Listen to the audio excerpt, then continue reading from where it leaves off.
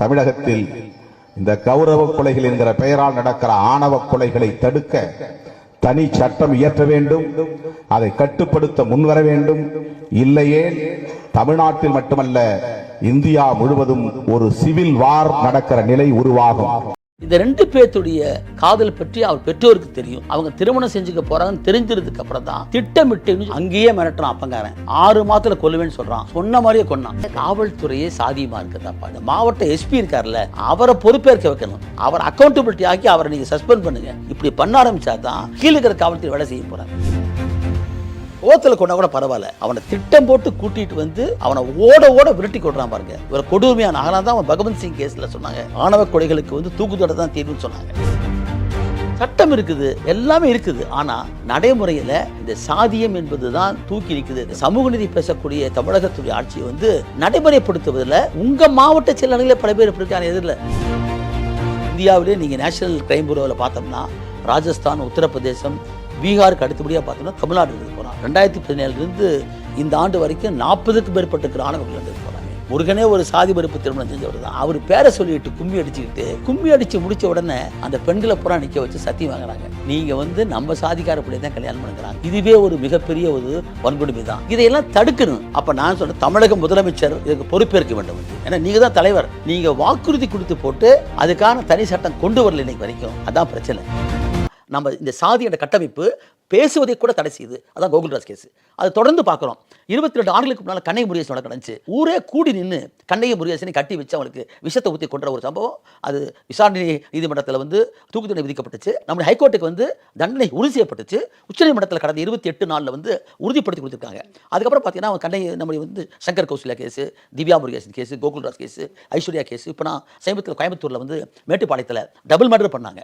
ஒரு அங்கே இருக்கக்கூடிய அந்த வர்ஷிப் சொல்லக்கூடிய பொண்ணு, அதுவும் அந்த பையன் கனகராஜன் போய் விரும்புகிறாங்க. அவருடைய அண்ணன் நீ கல்யாணம் பண்ணிட்டா எப்போ நான் கடன் பண்ணி சொல்லிட்டு அந்த 2 பேர்த்தையும் வெட்டி கொள்கிறான். தூக்கு தண்டனை கொடுத்தாரு. இப்போ தொடர்ந்து வந்து நீதிமன்றங்கள் இப்போ வந்து ஓரளவுக்கு மாற்றம் வந்திருக்கு. ஆனாலும் கூட இது தொடர்ந்து நடக்குன்னு சொன்னால் இந்த சாதிய கட்டமைப்பை உடைப்பதற்கு அரசு எந்திர வேலை செய்யணும். தமிழ்நாட்டில் ஒரு ஆணையம் வச்சிருக்காங்க. ஆணையம் அந்த தாழ்த்தப்பட்டோர் மற்றும் பழங்குடியினருக்கான ஆணையம். இப்போ தமிழ்வாணன் சார் இருக்காரு, முந்தி சிவகுமார், இவங்க எல்லாமே பார்த்தீங்கன்னா வெறும் வந்து கைப்பொம்மைகளாக இருக்காங்களே தவிர நடைமுறையில் போய் இறங்கி அந்த இடத்துல சந்திக்க முடியல. உதாரணத்துக்கு நாங்கள் சொன்னோம், இப்போ சமீபத்தில் புதுக்கோட்டையில் வடகாடு நடந்துச்சு. வடகாடு அங்கே நடப்பதுக்கு முன்னாலேயே தெரியும் சண்டை நடந்துட்டு இருக்கு போறாமல். அப்போ வெடிக்கிற சைடு வந்து கூட எந்த இதுவுமே பண்ணல. அப்போ நான் மதுரை கோர்ட்டுக்கு வந்து ஆர்கியூ பண்ண போயிருந்தேன். திருமாவளவன் அவர்களுக்கு வந்து அங்கே மீட்டிங் நடத்துக்கு கூட வந்து இது இல்லைன்ட்டு போய் அங்கே வந்து நாங்கள் வந்து ஆர்கியூ பண்ணுறோம்.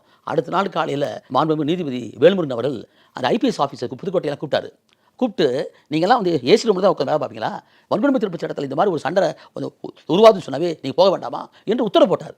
இப்படி நீதிமன்றங்களும் காவல்துறையும் மாநில அரசும் மற்றும் மாவட்ட நிர்வாகமும் இதுக்கு பொறுப்பேற்கணும். இப்போ இன்னைக்கு நடந்திருக்கக்கூடிய இந்த சம்பவம், அந்த தம்பி கெவின் வந்து தாழ்த்தப்பட்ட கல சமூகத்தை சார்ந்தவர். இவங்க தேவர் சமூகம்னு சொல்கிறாங்க. வந்து இப்போ அந்த பொண்ணு இவங்களும் ஸ்கூல்லேருந்தே படிச்சுட்டு இருக்காங்க, ஒட்டுக்கா படிக்கிறாங்க. இந்த பையன் டெக்கி ஆகிட்டா, அந்த பொண்ணு ஒரு சித்தா மெடிக்கல்ஸில் ஒர்க் பண்ணுறாங்க. இந்த 2 பேர்த்துடைய காதல் பற்றி அவர் பெற்றோருக்கு தெரியும். அது மட்டும் இல்லை, அவங்க தம்பிக்காரன் இவங்களுக்கு தான் தெரிஞ்சிருந்தான். இப்போ அந்த பெண்ணு ஏதாவது ஸ்டாக்கிங் பண்ணுறான், வேணும்ட்டே போய் அந்த பொண்ணு ஏதாவது தொந்தரவு பண்ணுறான்னு சொன்னால் அந்த பொண்ணு வயது வந்த பொண்ணு, அந்த பொண்ணு கேஸ் கொடுத்தா இந்நேரம் உள்ளே வச்சுருப்பாங்க அவரை. ஆனால் இவங்க அந்த பொண்ணை இவரும் விரும்புறது தெரிந்திருந்து அவங்க திருமணம் செஞ்சுக்க போகிறாங்கன்னு தெரிஞ்சிருந்ததுக்கு அப்புறம் தான் திட்டமிட்டு இன்னும் சொல்ல போனால் அந்த பெண்ணுடைய பெற்றோருக்கு வந்து காவல்துறை சார்ந்தவர்களாக இருக்காங்க. அப்போ காவல்துறைக்கு தெரியாமல் இருக்க முடியுமா? அது இதற்கு முழுக்க பொறுப்பேற்று அந்த திருநெல்வேலியில் இருக்கக்கூடிய மாவட்ட காவல்துறையுடைய கண்காணிப்பாளர், காவல்துறையில் இருக்கக்கூடிய அந்த மாவட்ட நிர்வாகம் பொறுப்பேற்று. ஏன்னா 12(4) வருது. இதில் விதியில் 95ஆம் ஆண்டு விதிகளில் அங்கே இருக்கக்கூடிய மாவட்ட காவல்துறை அக்கௌண்டபிள் யார் இருக்குது? ஒரு வன்கொடுமை நடந்துன்னு சொன்னால் யார் அக்கௌண்டபிள்? அதுக்கு காரணம் அங்கே இருக்கக்கூடிய காவல்துறை தான். சும்மா அங்கே இருக்கிற ஒரு காவல்துறை போலீஸ் அதிகாரி சஸ்பெண்ட் அப்படிலாம் தேடப்படுறதில்லை. இது ஏற்கனவே நான் சொல்லியிருக்கிறேன். பலருக்கு சொல்லிட்டு அன்னிகலைஸ் ஆஃப் காஸ்ட்டில் வந்து அம்பேத்கர் சொல்கிறாரு என்னென்னா 3 நிலைகளை சொல்கிறாரு. இந்த 3 நிலைகளில் சமத்துவருக்கு முதல் படியே காதல் திருமணம் தான். ஏன்னா இந்த சாதிகளுக்குள்ளே உட்காந்துக்கிட்டு அகமண முறை தான். இந்த அகமண முறையை ஒழித்து சாதி ஒழிப்புங்கிறத வந்தால் மட்டும்தான் சமத்துவம் பிறக்கும். அப்போ நான் சொல்கிறேன், தமிழக முதலமைச்சர் இதுக்கு பொறுப்பேற்க வேண்டும். வந்து ஏன்னா நீங்கள் தான் தலைவர். தமிழக மாநில விஜிலன்ஸ் கமிட்டிக்கு நீங்கள் தான் தலைவராக இருக்கீங்க. உங்கள் தலைமையில் வந்து நம்ம வந்து சமூக நீதியை பற்றி பேசுகிறோம். எந்த கொம்பனாலும் இந்த ஆட்சியை பற்றி சொல்லணும்னு சொல்கிறீங்க. நான் ஒத்துக்கிறேன், உங்கள் சமூக நீதிக்காக போராடக்கூடிய அமைப்புங்கிற முறையில் ஒன்றிய அரசு சேர்த்து போராடுறீங்க. நாம் பாராட்டுறோம். நீட்டை எப்படி சொல்கிறீங்களோ, கல்வி எப்படி சொல்கிறீங்களோ, அதுபோல் சமூகத்தில் இருக்கக்கூடிய சாதிய இழிவை போக்கலன்னா என்ன இருக்க முடியும்? அது காரணம், ஒரு இதில் தீர்ப்பு வாங்க மட்டும் பத்தாது, அந்த தீர்ப்புக்கு பின்னால் மக்களிடத்தை விழிப்புணர்ச்சி ஏற்படுத்துங்கிறது தான் முக்கியம். அது நீங்கள் செய்யணுங்க தான் முக்கியம். உங்களுக்கு தெரியும், நாங்குநேரியில் வந்து அந்த பையன் நல்லா படிக்கிறான்னு சொன்னார் வாத்தியார். அவன் தலித் சமூகத்து அந்த பையன் எல்லா நிலையிலையும் வந்து விளையாட்டில் படிப்பில் சிறந்தமான வர்றாரு. அவன் கிளாஸில் வந்து நல்லா படிக்கிறான்னு சொன்னது தான். அப்படி சொன்ன காரணத்துக்காக அங்கே இருக்கிற வந்து மேல் சாதின்னு சொல்லக்கூடிய பசங்க ஒன்று கூடி போய் அவனை வந்து வீடு பூந்து வெட்டுறாங்க. அந்த வழக்கில் வந்து நம்ம ஜட்ஜி சந்துரு வந்து நம்ம தமிழக அரசாங்கமே ஒரு நபர் கமிஷனாக போடுறாங்க. சந்துரு அவர்கள் ஒரு பைசா கூட வாங்கிக்காமல் அங்கே பூரா சுற்றுப்பயணம் செஞ்சு பாதிக்கப்பட்டவர்களையும் கன்சல்ட் பண்ணி பேட்டி கண்டு ஒரு வந்து இது ரெக்கமெண்டேஷன் கொடுத்துருக்காரு. அந்த ரெக்கமெண்டேஷன் பிரகாரம் தான் இந்த வந்து கவுத்து கட்டுறது, அப்புறம் வந்து பேர் வச்சுக்கிறது, இதெல்லாம் கூடாதுன்னு சொல்லி உத்தரவு போட்டாங்க. இப்போ கூட சமீபத்தில் நம்ம நீதிபதி பரத் சக்கரவர்த்தி, ஆனந்த் கணேஷ் போன்றுக்கெல்லாம் அற்புதமான தீர்ப்பு கொடுத்தாங்க. கல்விக்கூடங்களில் அதே கோயில்களில் கூட சாதி பேரை பயன்படுத்தான்னு சொன்னாங்க. இப்படி உத்தரவு போட்டாங்க சர்க்கார். இப்போ ஒரு 6 நாளைக்கு முந்தி உத்தரவு போட்டாங்க. போட்ட உடனே தேனியில் ஆச்சுன்னா அங்கெல்லாம் கல்லர் பிள்ளைனே பேர் இருக்கும், கல்லர் உண்டுவரோட பிள்ளைனே பேர் இருக்கும். அந்த பேரை மாற்றி சமூக நீதி கூடன்னு போட்டாங்க. உடனே ஊரே திரண்டு போய் இது எங்கள் சாதி பள்ளி, நான் பணம் கொடுத்தேன்னு சொல்லி போலீஸ் முன்னாலேயே உடைக்கிறாங்க. அப்போ எந்த அளவுக்கு வேறுண்டு பாருங்கள். அதுதான் வந்து அம்பேத்கர் சொன்ன விஷயம் என்னென்னா, சாதி என்பது ஒருத்தன் பிறப்பால் நிர்ணயிக்கப்படுது. புறாமே ஒருத்தர் தொழிலாளியாக பிறந்தவன் முதலாளி ஆகலாம், முர்மு வந்து நம்ம நாட்டு பிரசிடென்ட் ஆகலாம். ஆனால் அதாவது class is mobile but caste is இம்மொபைல்னு சொல்கிறாரு. சாதி மட்டும் மாறாது எப்பயுமே, என்னதான் நீங்கள் படிச்சிருக்கலாம், எவ்வளோ பதவி கூட போகலாம். அப்போ இதை உடைக்கிறதுக்கு முதல்ல வந்து சமத்துவத்திற்கான வாய்ப்பு இருக்கக்கூடிய இந்த அகமண முறை ஒழிப்பில் வந்து அரசு விழிப்புணர்ச்சிக்கான வந்து விஷயங்களை வந்து கல்வி கூடங்கள்லேருந்து அதே சமயத்து மக்களிடையும் நீங்கள் பண்ணணும் மட்டுமல்ல, இந்த சட்டம் ஒழுங்கை காப்பாற்றக்கூடிய காவல்துறை கரார் அமல்படுத்தணும். இது அமல்படுத்தாத காரணத்தால் தான் மிகப்பெரிய கொடுமையாக இருக்குது. இப்போ சமீபத்தில் கூட கடந்த 26ஆம் தேதி நம்முடைய தமிழ்நாடு ஸ்டேட் ஜுடிஷியல் அகாடமியில் 36 மாவட்ட நீதிபதிகள், இந்த சிறப்பு நீதிமன்றங்கள்லாம் இருக்கலங்க, ப்ராசிக்யூட்டர்ஸ்க்காக ஒரு தனியாக ஒரு நாள் வகுப்பு வச்சாங்க. அதில் டாக்டர் சுரேஷ் நாங்களாம் கூட பங்கெடுத்த போய் வந்து அப்போ என்னென்னா, நீதிமன்றத்திலிருந்து, காவல்துறையிலிருந்து, மாவட்ட நிர்வாகத்திலிருந்து ஒரு விழிப்புணர்ச்சி ஏற்படுத்தணும். அதே சமயத்தில் சட்டம் தனது வேலையை செய்யணும். அது செய்யாங்காட்டி தான் வருது. ஆகவே அந்த மாவட்ட எஸ்பி இருக்கார்ல, அவரை பொறுப்பேற்க வைக்கணும். அவர் அக்கௌண்டபிலிட்டி ஆக்கி அவரை நீங்கள் சஸ்பெண்ட் பண்ணுங்க. இப்படி பண்ண ஆரம்பிச்சா தான் கீழே இருக்கிற காவல்துறை வேலை செய்ய போறாமே. ஏன்னா இப்போ அரசாங்கத்துக்கிட்ட இது மாதிரியான சாதிய வன்முறைகள் நடக்கும்போது என்ன கேள்வி கேட்டாலும், இப்போ விசிக உள்ளிட்ட கட்சிகள் கிட்ட நம்ம கேட்கும்போதே நீங்க சொல்ற அதே இதான் வருது. நம்ம வந்து ஆட்சி அதிகாரத்தில் இருக்கிறவங்களை ஏன் கேள்வி கேட்கலன்னு கேட்டா, அங்க இருக்கக்கூடிய உயர்மட்ட காவல் அதிகாரிகள் கிட்ட அந்த சாதிய வன்முறைகள், சாதிய எண்ணம் இருக்கு, அது ஒரு சில அதிகாரிகள் செய்யற தவறால நம்ம ஆட்சி எதிர்த்து கேள்வி கேட்க முடியாது அப்படிங்கிற பதில்களை வைக்கிறாங்க. ஆனா ஒரு ஸ்டேட் கவர்மெண்ட்டுக்கு பவர் இருக்குது. இப்போ ராஜஸ்தான் போன்ற இடத்துல சட்டம் கொண்டு வந்திருக்காங்க. தமிழ்நாடு போல இருக்கக்கூடிய இடங்களில் சமூக நீதி பேசக்கூடிய ஆட்சிகளில் நீங்க வாக்குறுதி கொடுத்து போட்டு அதுக்கான தனி சட்டம் கொண்டு வரல இன்னைக்கு வரைக்கும். அதான் பிரச்சனை. இது வந்து சட்டங்கள் இருக்குது, தனி பிரிவுலாம் இருக்குது. ஆனால் ஒரு முதல்ல வில் வேணும் அவங்களுக்கு. மாநில முதலமைச்சர் அவர்களே நீங்கள் வந்து வாக்குறுதி கொடுத்து போட்டு ஏன் செய்யலை நீங்கள்? இந்த கேள்வி யாரும் கேட்க முடிக்கிறாங்க. ஆனால் எனக்கு இருக்கிற பிரச்சனையாக தான். இப்போயாவது நீங்கள் இந்த சமயத்திலாவது இந்த கெவினுடைய ஒரு வந்து மரணம் வந்து சாதாரண ஒன்றும் இல்லை. பழகிட்டு அவனை பேச்சுவார்த்தை பேரில் கூட்டிகிட்டு போய் பைக்கில் கூட்டிகிட்டு போய் அவனை வெட்டுறதும், அவன் தப்பிச்சு ஓடனா ஓடி வெட்டுறதுங்கிறது பாருங்கள். தமிழ்நாட்டில் கூடிய வன்முறைகளில் போனால் பார்க்குறேன். மேலவளவு வழக்காகட்டும், 7 பேர்த்தை வெட்டி கொண்டாங்க.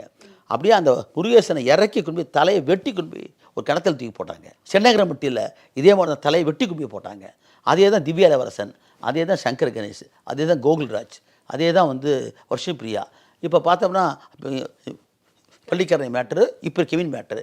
திட்டமிட்ட பாருங்கள், அந்த வந்து இன்டென்ஷன் டு கில்ங்கிறது வேர்டு இருக்கு பாருங்கள், எவ்வளோ வன்மை இருக்கு பாருங்கள். ஒருத்தர் கோவத்தில் கொண்டா கூட பரவாயில்ல, அவனை திட்டம் போட்டு கூட்டிகிட்டு வந்து அவனை ஓட விரட்டி கொள்றான் பாருங்க. இவரை கொடுமையான அதனால தான் அவன் பகவந்த் சிங் கேஸில் சொன்னாங்க, ஆணவ கொலைகளுக்கு வந்து தூக்குத்தடை தான் தீர்வுன்னு சொன்னாங்க. அதான் அப்புறம் சொல்லியிருக்காங்க போகிறாமே. இவைகளை பூரா என்ன சட்டம் திருத்த வந்து நீதிமன்ற தீர்ப்பு இருந்தாலும் கூட அதை செயல்படுத்த வேண்டியது வந்து அரசாங்கத்தின் பொறுப்பு. அதனுடைய கூர்முனையாக இருக்கக்கூடிய காவல்துறையும் மாவட்ட நிர்வாகம் தான். இங்கே ஒரு மாற்றம் வரணும். அதை வந்து தமிழ்நாடு அரசாங்கம் இருக்கு பாருங்கள், சமூக நீதி பேசக்கூடிய தமிழகத்துடைய ஆட்சியை வந்து நடைமுறைப்படுத்துவதில் உங்கள் மாவட்ட செயலாளர்களே பல பேர் எப்படி இருக்காங்க எதிரில். எங்களுக்கு தெரிய பல மாவட்டங்களில் பார்த்தீங்கன்னா, நான் இதில் கட்சியெல்லாம் பார்க்க மாட்டேன். எப்பயுமே திமுக, அண்ணா திமுக, காங்கிரஸ்லாம் பார்க்க மாட்டேன். பொதுவாகவே வந்து சாதியமாகத்தான் அவர்கள்லாம் இருக்கிறார்கள். பேசுகிற போது பேசுகிறாங்களே தவிர சொந்த வாழ்க்கைக்கும் மொத்தத்துக்கு வரும்போது அவர் சாதியமாக தான் இருக்காங்க. அதனால் முதல்ல எங்கிருந்து தொடங்குறதுன்னா, என்னிடந்து தொடங்கணும்.